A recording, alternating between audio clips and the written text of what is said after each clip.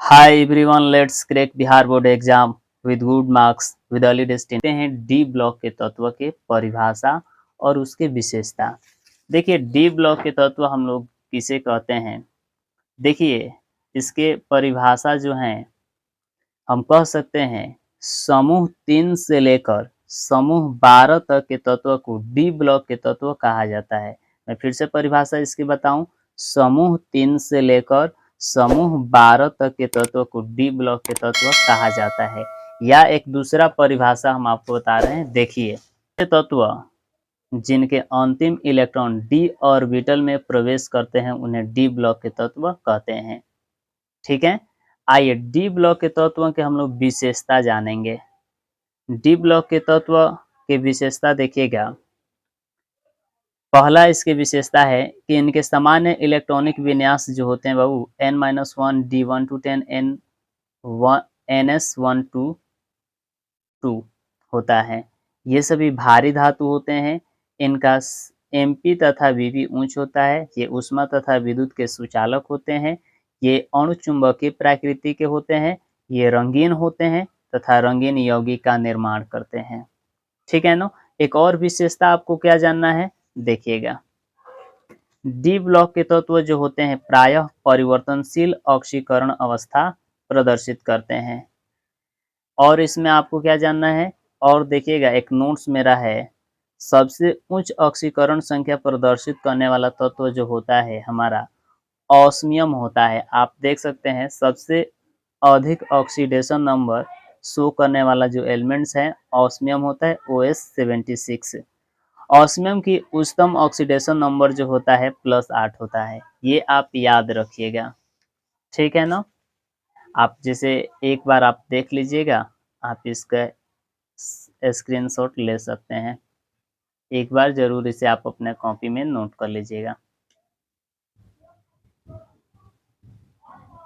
कि D block के तत्व को संक्रमण तत्व भी कहा जाता है क्योंकि इनमें ऑन पेयर्ड इलेक्ट्रॉन पाए जाते हैं। फिर से मैं आपको एक सवाल फिर से आपको याद दिलाऊं, डी ब्लॉक के तत्व को संक्रमण तत्व भी कहा जाता है क्योंकि इसमें ऑन पेयर्ड इलेक्ट्रॉन पाए जाते हैं। नोट्स आपको क्या याद रखना है, देखिए ये नोट्स पर ध्यान दीजिएगा। जिंक हो गया, कैडमियम हो गया और पारा हो गया। इनके डी ऑर्बिटल जो होते हैं पूर्ण रूप से भरे होते हैं, इसलिए इन्हें संक्रमण तत्व नहीं कहेंगे।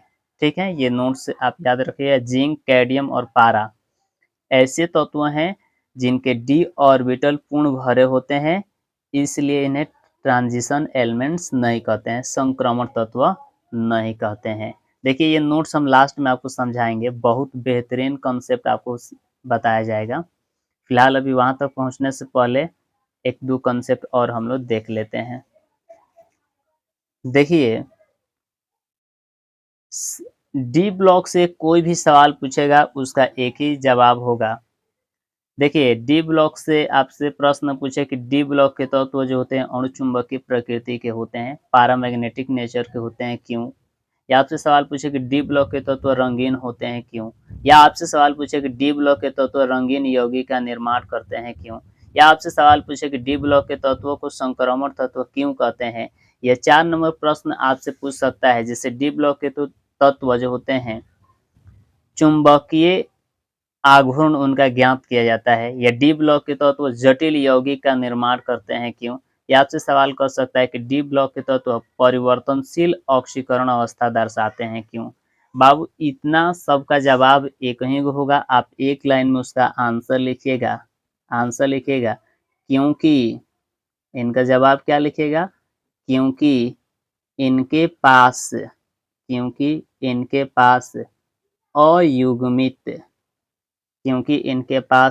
अयुग्मित इलेक्ट्रॉन यानी कि इंग्लिश में से कहते हैं ऑन पेयर्ड इलेक्ट्रॉन पाए जाते हैं। याद रहेगा, डी ब्लॉक से कोई भी सवाल पूछ दे। देखिए मैं 6 गो क्वेश्चंस की संभावना यहाँ पर मैंने बताया हूँ। अणुचुंबकीय प्रकृति के रंगीन होते हैं या रंगीन यौगिक का निर्माण करते हैं, या संक्रमण तत्व कहते हैं, या इनका मैग्नेटिक मोमेंट ज्ञात किया जाता है, चुंबकीय आघूर्ण, या ये कॉम्प्लेक्स कंपाउंड का निर्माण करते हैं, या ये परिवर्तनशील ऑक्सीकरण अवस्था दर्शाते हैं। इतना ही सवाल आपसे रहते हैं।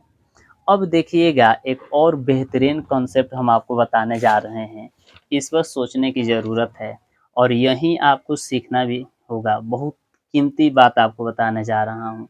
देखिए, ये मेरा नोट्स समझिएगा। कह रहा है क्या, ध्यान से देखिएगा। कह रहा है कि डी ब्लॉक के तत्व सामान्यतः पैरामैग्नेटिक होते हैं, यानी अणुचुंबकीय होते हैं, इसलिए इनके मैग्नेटिक मोमेंट म्यू का जो सूत्र होता है √n × n+2, ये आप याद रखिएगा। Bm यानी बोर मैग्नेटन होता है, जहां n जो होता है अयुग्मित इलेक्ट्रॉन की संख्या होता है। एक और कॉन्सेप्ट यहाँ पे है, नोट्स हमारा देखिएगा। ये नोट्स आपको ध्यान दे के समझना होगा, ये नोट्स बड़ी कीमती है। देखिए पहला नोट्स कह रहा है कि एक अयुग्मित इलेक्ट्रॉन, अनपेयर्ड इलेक्ट्रॉन की चुंबकीय आघूर्ण जो होता है 1.73 बोर मैग्नेटन होता है। दूसरा नोट्स मेरा समझिएगा, अनपेयर्ड इलेक्ट्रॉन की संख्या बढ़ने से चुंबकीय आघूर्ण यानी मैग्नेटिक मोमेंट का मान बढ़ता है। इस पर आपको ध्यान देना होगा। एक बोर मैग्नेटन यानी चुंबकीय आघूर्ण के जो मात्रक होते हैं बोर मैग्नेटन, एक बोर मैग्नेटन बराबर होता है, एक बीएम बराबर होता है 9.27 × 10⁻⁻24 एम्पियर मीटर स्क्वायर। कितना होता है बाबू, ये याद रखना, ये टॉप ऑब्जेक्टिव है। ऐसे सवाल पूछ दे तो बड़ी कठिन होता है ऐसे सवालों को जवाब देना, इसको आपको बेहतरीन याद करना होगा। अब हम आपको सिखाने क्या जा रहे हैं, अब हम आपको बताते हैं कि मैग्नेटिक मोमेंट कैसे ज्ञात किया जाता है।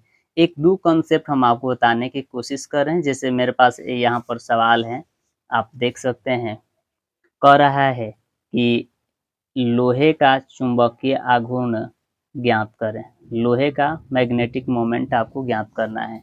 तो देखिए सबसे पहले आप ध्यान दीजिए, लोहे के आपके पास कह रहा है मैग्नेटिक मोमेंट ज्ञात करने के लिए, तो यहाँ पर आप ध्यान दीजिए। कॉन्फ़िगरेशन इलेक्ट्रॉनिक विन्यास निकालें 1s2 2s2 2p6 3s2 3p6 4s2 3d6 होगा। अब देखिएगा इसके इलेक्ट्रॉन भरने के जो तरीका होता है हुंड्स के अनुसार, हुंड्स रूल के अनुसार इलेक्ट्रॉन पहले अकेला प्रवेश करता है, बाद में उसका जोड़ा बनना प्रारंभ होता है। तो देखिए इलेक्ट्रॉन पहले एक एक भर दिए, उसके बाद इलेक्ट्रॉन के जोड़ा यहाँ पर बना रहे हैं। बाकी है 4 गो, देख रहे हैं खाली है, बाकी 4 गो क्या है, ये खाली है यानी सिंगल है, अनपेयर्ड है। इसलिए अनपेयर्ड इलेक्ट्रॉन की संख्या आपका n होगा। इसलिए मैग्नेटिक मोमेंट का जो सूत्र होता है √n × n+2। तो अनपेयर्ड इलेक्ट्रॉन की संख्या 4, तो 4 + 2 यानी 4 × 6। देखिए 4 के जो रूट होगा आपके 2 हो जाएगा और 6 अंदर ही रह जाएगा। तो इस प्रकार लोहा के जो मैग्नेटिक मोमेंट होते हैं 2√6 Bm, यानी Bm के मतलब अब कितना, बोर मैग्नेटम। और एक बोर मैग्नेटम आप देख रहे हैं 9.27 × 10⁻⁻24 एम्पियर मीटर स्क्वायर। यदि हमारा वीडियो पसंद आए तो आप लाइक, सब्सक्राइब और शेयर करना ना भूलें। Thanks for